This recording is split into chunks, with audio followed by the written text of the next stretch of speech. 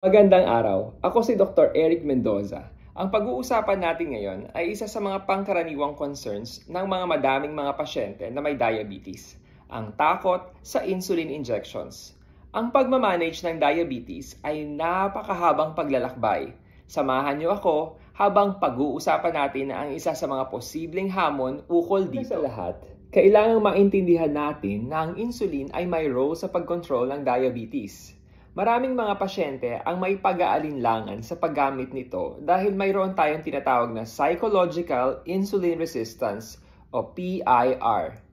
Bakit nga ba may mga pag-aalinlangan at takot ang mga tao sa insulin injection? Pagturok ng insulin ay isa sa mga hakbang na maaaring ireseta ng doktor upang makontrol ang blood sugar ng isang pasyenteng may diabetes.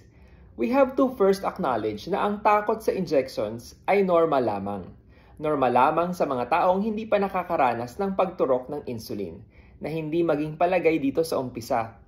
Ngunit mahalagang hindi maging hadlang ang takot na ito sa daan papunta sa mas magandang pagkontrol ng diabetes. Ang takot sa insulin ay madalas na nag-uugat sa mali o kakulangan sa impormasyon. Maraming pasyente ang nagkakaroon ng reluctance gumamit ng insulin dahil sa kanilang pangamba sa paraan ng pag-a-administer nito, ang pagturok. Sa pagsulong ng teknolohiya, ang mga needles natin na pang-administer ng insulin ay napakanipis at as painless as possible ito. Hindi naaapektuhan ang pagiging epektibo ng insulin kahit na maikli at manipis lamang ang needle na ginagamit, providing much better experience sa mga magsisimula pa lamang. At huwag kayong mag-alala, tuturuan kayo ng inyong healthcare team sa paraang tama at ang pagtuturok ng insulin ay hindi masakit para sa inyo. Lamang kaliit at kanipis ang needle na ginagamit para sa karaniwang mga insulin pens. Umupo ka muna at makinig. Huwag kang mag-alinlangan na pag-usapan ito kasama ang iyong healthcare team. Ang bukas at tapat na komunikasyon ang magdudulot sa isang mas maayos at individualized management para sa ating mga pasyente. Maging bukas sa inyong doktor kung kayo'y may katanungan o kaya naman pag-aalinlangan para matugunan ang mga ito ng inyong doktor. As many as 50% ng mga pasyente ang nag-iisip na kapag sinimulan sila sa insulin, ito ay senyales na hindi nila inaalagaan ang kanilang sarili at nagiging sanhi ito ng lalong pag-aalinlangan sa paggamit nito. Kailangan ninyong malaman na ito ay salungat sa katotohanan. Ang paggamit ng insulin ay isa sa mga proactive na paraan para ma-manage ang inyong diabetes. Habang tumatagal, ang diabetes ay maaaring mas mangailangan ng mas mabisang gamot tulad ng insulin upang matugunan ang kakulangan ng insulin sa katawan. Ito po ay parte ng tinatawag na natural history ng type 2 diabetes at di nangangahulugan na napabayaan ang inyong kalusugan.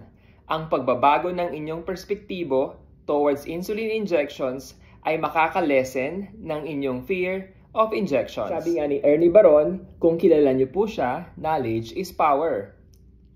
Ang pag-intindi sa purpose ng insulin, ang kanyang role sa management ng blood sugar at ang kanyang positibong epekto sa pangkalahatang kalusugan ang magiging susi sa pagbibigay ng lakas na harapin ang takot sa pagturok nito. Marami ang nagkakaroon ng pag-aalinlangan sa insulin injection at diabetes. Importante na tayo ay informed, educated at guided ng ating mga healthcare professionals upang magkaroon ng mas matiwasay na kalusugan at kinabukasan. Tandaan, hindi ka nag-iisa sa iyong paglalakbay sa mundo ng diabetes. Kung naresetahan kayo ng inyong doktor ng insulin, harapin ang takot sa injection dahil sa pagsunod ng payo ng inyong doktor, ito ay isang significant step papunta sa mas malusog at mas masiglang buhay.